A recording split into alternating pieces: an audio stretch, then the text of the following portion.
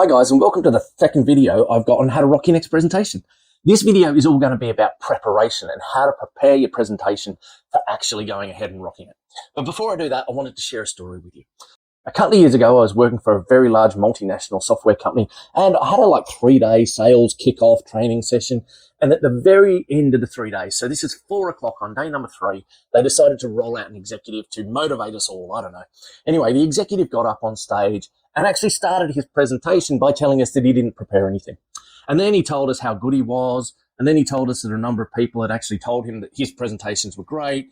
And then he spent the next hour talking about whatever came into his head. I remember looking around and actually taking a photo of the audience because the vast majority of people were not only not paying attention, they were actually asleep. That didn't stop this guy. He just kept going and going and going. The reason I tell that story is because preparation is key to rocking your presentation. If you want to know more, stick around.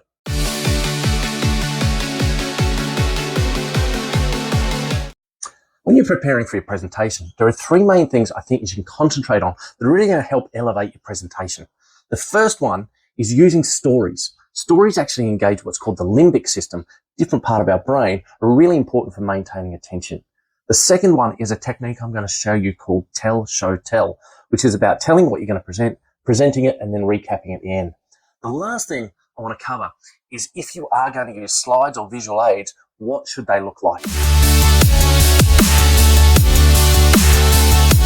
The first thing I think it's really important to do when you're preparing a presentation, you've got your 3 key messages that are covered in your first video. If you haven't seen that, go back and have a look. But once you start preparing your details, you want to kind of give everyone a little bit of a break every now and again. So one of the ways you can do that is by telling a story. Now, our human brains are kind of wired to remember stories differently to the way we're wired to remember facts. In fact, if I give you a list of facts, you'll probably remember about 20% of them, whereas if I tell you a story, you'll probably remember about 80% of it. And that's because whenever we hear a story, it actually engages what's called the limbic system in our mind. We actually start to picture that story. So if someone starts telling us a story about a really boring presentation, we kind of start to picture that in our mind, and we kind of go, yeah, I can relate to that a little bit more than someone just spewing out facts. Really important when you're starting to prepare your presentation, start to think about how you can weave stories into that presentation. It gives everyone a little bit of a break from the facts and figures, but it also helps them retain the information that you're talking about.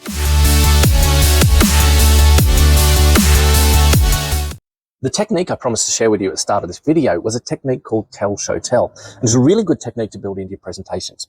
It was originally developed for the software industry. And what software industry would do when they're demonstrating software is they'd actually say to you, we're going to show you X, Y, and Z. They would then go into the system, show you X, Y, and Z. And then at the end, they'd say, and just to recap, we showed you X, Y, and Z. It was a way that helped the audience actually understand what they were seeing and remember it so that when they went away, they thought, yeah, that system does X, Y, and Z. Now you can take that same process and actually apply it to your presentations. So what you do is you start with your 3 key messages. Here are my 3 key messages today, A, B, and C. You then can go into the detail of each one of those 3 key messages, and you finish your presentation by saying, okay, just to recap, what we saw today was A, B, and C, and this is why it's important. That's going to help your audience remember your key messages and actually help them take something away from your presentation.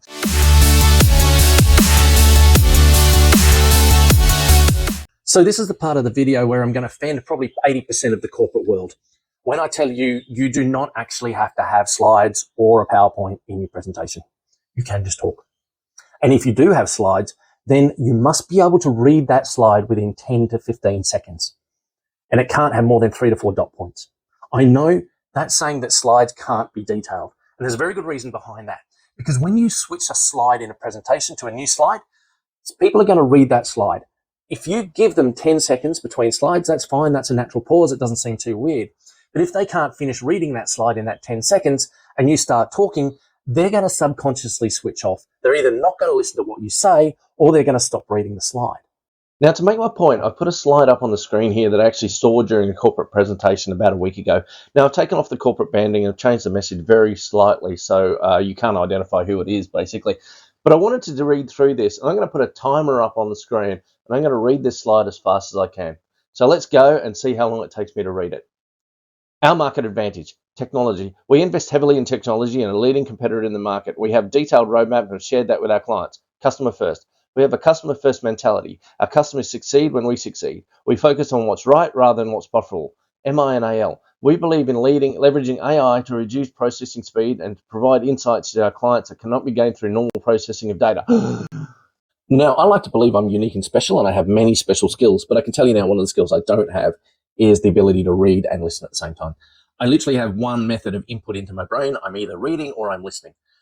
When I put a slide up like this, I need to give my audience 25 seconds to read that slide, which is going to be really disruptive to my presentation. Half the people are going to read it quickly and wonder why I'm not talking. The other half are going to kind of probably wonder what's going on. So the best tip I have for you is put up a slide. You need to be able to read through it in 10 seconds. Give everyone that 10 seconds to read the slide and then start talking. That means you're going to keep people's attention on the presentation and you're going to keep your attention on the message, which is the most important part of your presentation.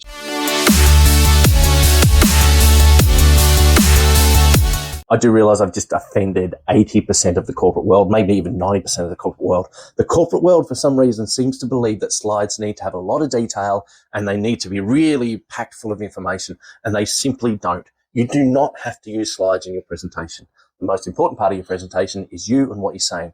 If you do use slides, keep them short, keep them punchy, because you don't want people to stop paying attention to you because they're still reading a slide. You are the most important part of your presentation, so make sure the attention is still focused on you and what you're saying and those 3 key messages, and that way you'll be able to deliver a really great presentation.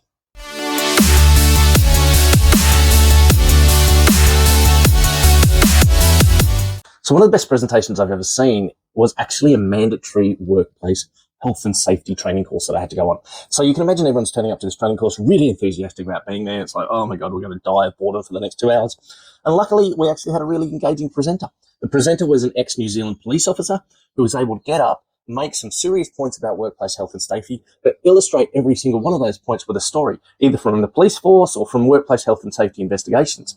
And it meant that we're actually able to leave that training having gained some knowledge that to this day I still recall.